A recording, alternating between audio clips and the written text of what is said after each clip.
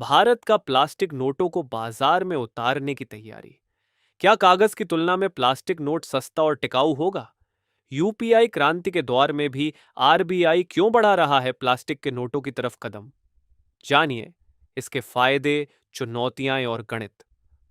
Australia द्वारा अपनी currency के सभी नोटों को प्लास्टिक में बदलने के 3 दशक बाद और दुनिया के करीब 60 देशों में किसी न किसी रूप में इसके इस्तेमाल के बावजूद दुनिया की 5 सबसे बड़ी अर्थव्यवस्थाओं में शामिल भारत आज भी प्लास्टिक करेंसी लागू करने पर ही विचार कर रहा है। इस महीने की शुरुआत में आरबीआई की नोट छापने वाली सहायक कंपनी ने सुरक्षा सुविधाओं से युक्त पॉलीमर सबस्ट्रेट्स की आपूर्ति के लिए वैश्विक एक्सप्रेशन ऑफ इंटरेस्ट ईओआई आमंत्रित किया।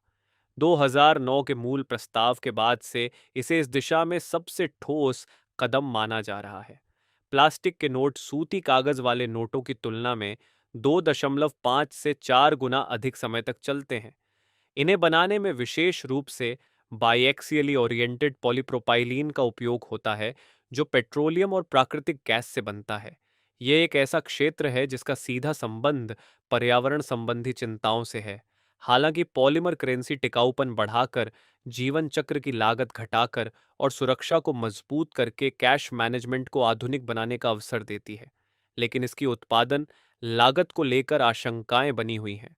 कुछ आकलनों के अनुसार कम मूल्य के नोटों की छपाई लागत उनके अंकित मूल्य के बराबर या उससे अधिक भी हो सकती है। कई देशों ने पाया है कि छोटे नोटों के लिए केवल उत्पादन लागत ही उनकी कुल कीमत का 20 से 24% तक बैठती है। तथापि प्लास्टिक करेंसी के समर्थकों का कहना है कि नोटों के लंबे समय तक चलने से बार बार छापने का खर्च कम होगा, जिससे इसकी शुरुआती उच्च लागत तर्कसंगत ठहराई जा सकती है।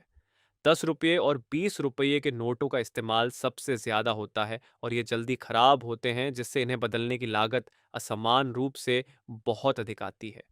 आरबीआई की वार्षिक रिपोर्टों के अनुसार भले ही मूल्य और मात्रा के हिसाब से पिछले 5 वर्षों में 500 रुपये का नोट भारत में सबसे अधिक प्रचलन में रहा हो, फिर भी पॉलीमर नोट छोटे मूल्य वर्ग के नोटों के जीवन चक्र की लागत में बड़ी बचत कर सकते हैं।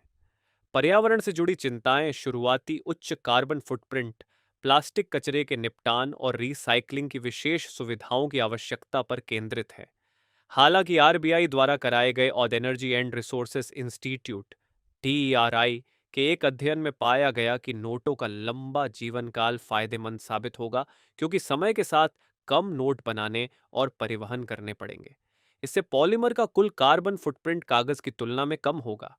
मुख्य सवाल, आरबीआई द्वारा प्लास्टिक करेंसी को फिर से शुरू करने का यह तर्क ऐसे समय में आया है जब देश तेजी से कम कैश अर्थव्यवस्था बन रहा है और डिजिटल लेन देन तेजी से बढ़ रहे हैं। हालांकि आरबीआई और सरकार दोनों का रुख सही लग सकता है, लेकिन कुछ सवाल अभी भी अनुत्तरित हैं।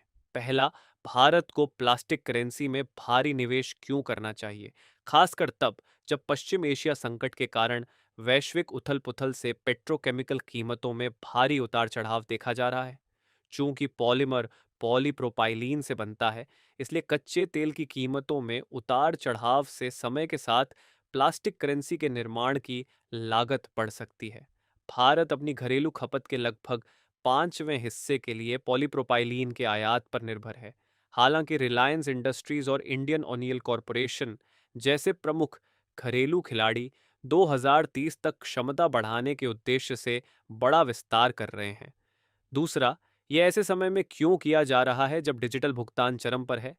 यूनिफाइड पेमेंट्स इंटरफेस यूपीआई अब सालाना 24,000 करोड़ से अधिक लेन देन संसाधित करता है, जो खुदरा डिजिटल भुगतान का 85% है।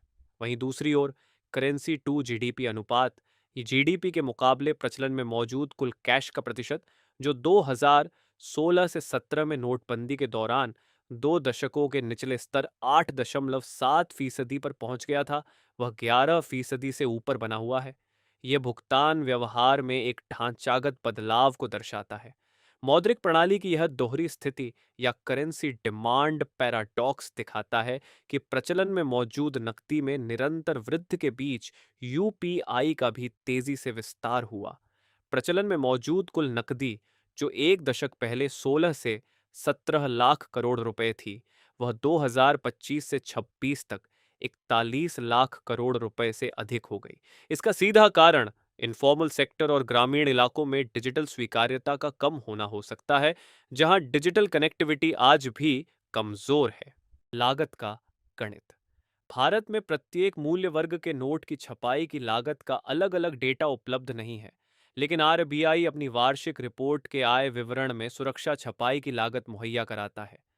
इससे पता चलता है कि नोटों की छपाई पर कुल खर्च 2023 से 24 के वित्त वर्ष में 5,101 करोड़ रुपए, 2024 से 25 के वित्त वर्ष में 6,373 करोड़ रुपए और 2025 से 26 के वित्त वर्ष में 4,875 करोड़ रुपए था। इसके अलावा रिपोर्ट के अनुसार भारत अपनी नोटों की आपूर्ति को बनाए रखने और पुराने नोटों को बदलने के लिए सालाना लगभग 5,000 करोड़ रुपए खर्च करता है।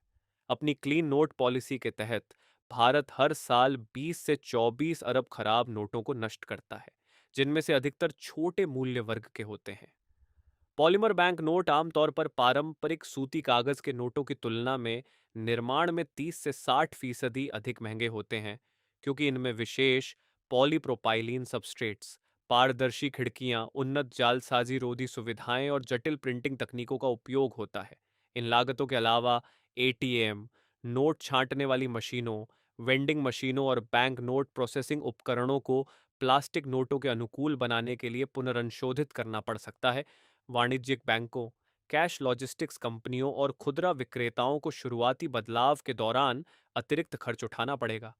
इंटरनेशनल जर्नल ऑफ इकोनॉमिक्स के एक शोध पत्र में पाया गया कि 2016 के नोटबंदी के दौरान छपाई की लागत लगभग दोगुनी हो गई थी, क्योंकि उस समय प्रचलन में मौजूद नोटों को बदलने के लिए 500 रुपये और 2,000 रुपये की नई श्रृंखला छापी और जारी की गई थी। नोटबंदी के बाद 200 रुपये का नोट भी जारी किया गया, जिससे बैंक नोटों की छपाई की लागत में वृद्धि हुई।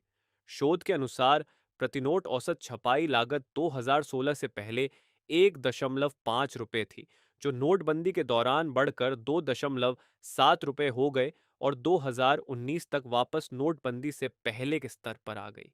इससे संकेत मिलता है कि भारत में मुद्रा छपाई की सीमांत लागत हमेशा आपूर्ति बढ़ने के साथ कम नहीं होती है। ऐतिहासिक परिप्रेक्ष्य आरबीआई ने सबसे पहले 2009 में 10 रुपये के 100 करोड़ पॉलीमर बैंक नोट पेश करने का प्रस्ताव रखा था। 2012 में वित्त मंत्रालय ने संसद को सूचित किया कि विविध जलवायु परिस्थितियों वाले 5 शहरों कोच्चि, मैसूरू, जयपुर, भुवनेश्वर और शिमला में पायलट आधार पर ये नोट पेश किए जाएंगे। इसका प्राथमिक उद्देश्य नोटों का जीवन काल बढ़ाना था, लेकिन तकनीकी चुनौतियों के कारण इस परियोजना को ठंडे बस्ते में डाल दिया गया था। 2013 और 2014 में संसद को सूचित किया गया था कि सरकार पायलट प्रोजेक्ट के लिए प्रतिबद्ध है, जिसके बाद नोटबंदी और नए नोटों की छपाई सहित उसकी अपनी भारी लागतों के कारण यह परियोजना ठप्प पड़ गई।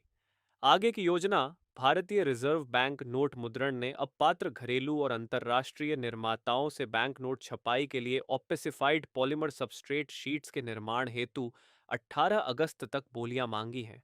आरबीआई गवर्नर संजय मल्होत्रा ने बीते महीने पुष्टि की थी कि पॉलीमर करेंसी पर एक बार फिर सक्रियता से विचार किया जा रहा है। जैसे जैसे भारत डिजिटल रुपये और गहन वित्तीय डिजिटलीकरण की ओर बढ़ रहा है, नकदी नोटों की दीर्घकालिक मांग धीमी गति से बढ़ सकती है, जिससे बड़े पैमाने पर पॉलीमर को अपनाने का आर्थिक औचित्य कम हो सकता है।